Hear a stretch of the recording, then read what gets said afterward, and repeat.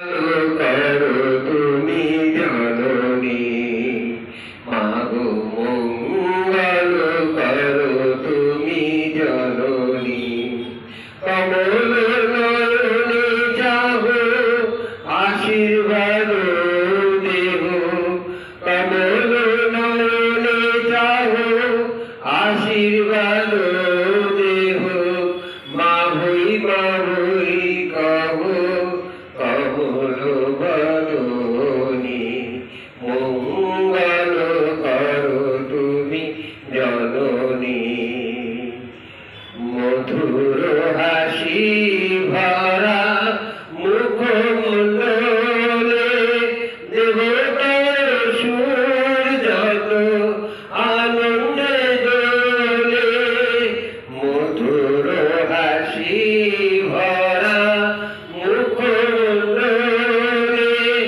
দেবতার সুর যত আনন্দে দোলে ব্রহ্মাণ্ড দোলে আর ভবা দোলে ব্রহ্মাণ্ড দোলে আর ভবা দোলে নবাচরণে দোলে দীন জামিনী মঙ্গল করো তুমি জননী মাগো মঙ্গল করো তুমি জননী কমল নয়নে যাহো আশীর্বাদ দেহ কমল নয়নে যাহো আশীর্বাদ দেহ মা ভই কহ কমল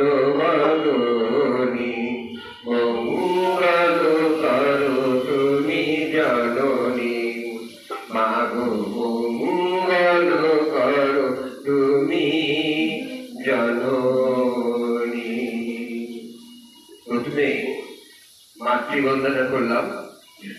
আজ বসে আছি কেশব সেন স্ট্রিটে মল্লিক বাড়ি, শ্রী প্রদীপ কুমার মল্লিকের বাড়িতে আজ পালা পড়েছে মা সিংহবাহিনী মা। সিংহবাহিনী মায়ের সম্বন্ধে অনেকের অনেক কৌতূহল।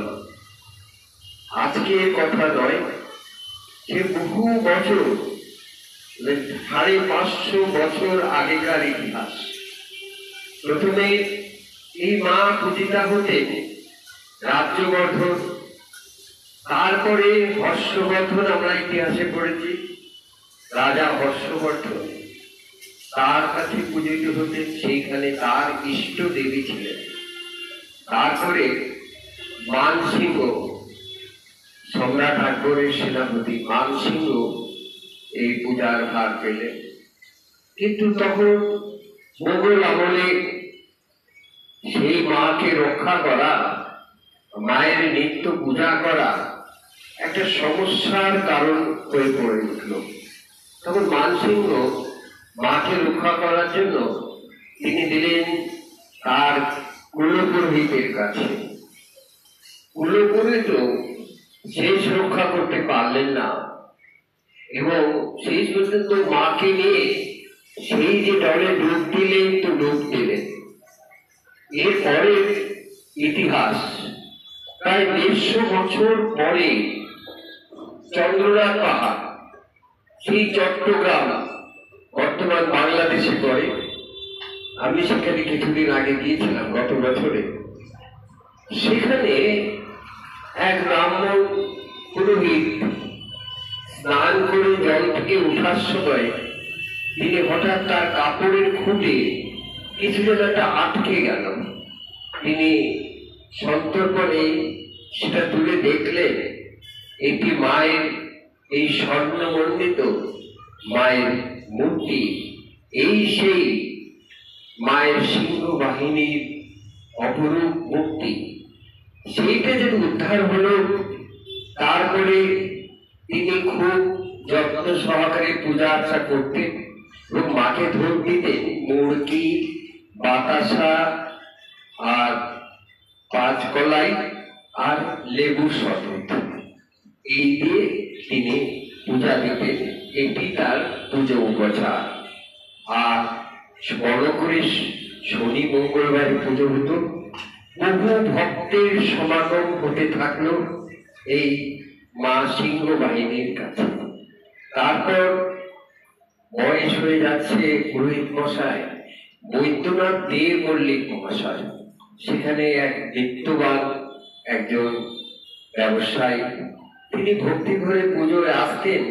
তারও খুব ইচ্ছা হলো যে এই মা যদি তার ঘরে আসতেন। আর এদিকে পুরোহিত মশাও ভাবছেন যে কার উপরে ভার দেওয়া যায়, আমারও তো বয়স হচ্ছে।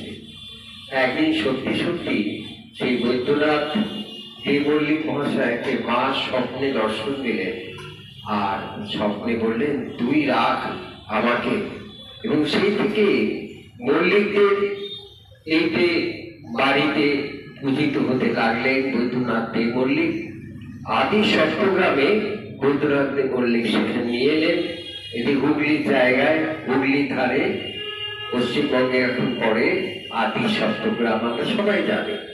আর সেই আদি সপ্তগ্রামে কিন্তু ঠাকুর রামকৃষ্ণ এই মূর্তি দর্শন করতে আসতেন। সেই থেকে আজও রামকৃষ্ণদেব সেই 22শে জুলাই যেদিন তিনি দর্শন করেছিলেন, এই ঝামাপুকুরে তার উৎসব অনুষ্ঠিত হয় এবং রামকৃষ্ণদেবের সব আশ্রমেও সেইটি পুজো হয়। এইভাবে মল্লিকদের মধ্যে এইটি ভাগ হয়ে গেল। মল্লিকদের মধ্যে 584 জন এখন বংশধর আর সেবায়িতরা রয়েছে। তাদের পালা পড়ে এবং তারা একটা বার্ষিক সভায় ঠিক করে নেন এই পালায় ক্রমে কে আসবে। তা এবারে এখন মা সিংহ বাহিনীর পালা পড়েছে। আমার কাছে গুরুদেব ভবা পাগলার মন্ত্র শিষ্য এই আমাদের প্রদীপ কুমার মল্লিক এবং পরিবার, তারা এখানে উপস্থিত, তাদের পালা পড়েছে। প্রতি বছর আমি চেষ্টা করি এখানে আসার। খুব ভালো লাগছে। আজকে এখানে একটু পরে আরতি শুরু হবে, আপনার আরতিরও কিছু অংশ দেখব। মায়ের ইতিহাস শুনলাম।